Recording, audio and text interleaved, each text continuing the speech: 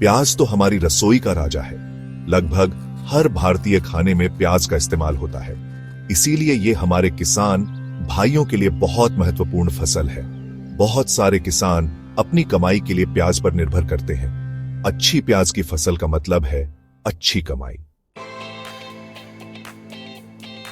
प्याज की कीमत हमेशा एक जैसी नहीं रहती।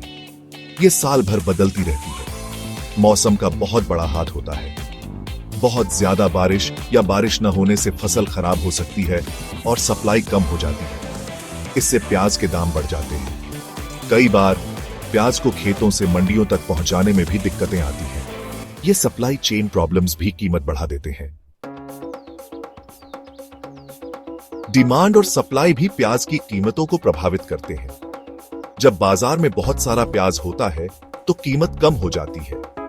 ऐसा इसलिए होता है क्योंकि सप्लाई ज्यादा है। लेकिन अगर प्याज कम है और सबको चाहिए तो कीमत बढ़ जाती है। यह डिमांड और सप्लाई का बेसिक नियम है। प्याज की कीमतों को स्थिर रखने में सरकार की भी भूमिका होती है। अगर दाम बहुत ज्यादा बढ़ जाते हैं तो कभी कभी सरकार दूसरे देशों से प्याज मंगवाती है, इंपोर्ट करती है। किसानों को प्याज सही तरीके से स्टोर करने में मदद करने के लिए सरकारी योजनाएं भी हैं। इससे प्याज साल भर मिलता रहता है।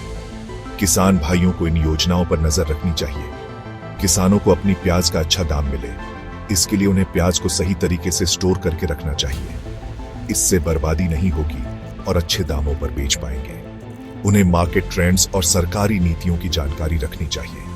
इससे उन्हें सही समय पर अपनी फसल बेचने का फैसला लेने में मदद मिलेगी। याद रखें, नॉलेज ही पावर है।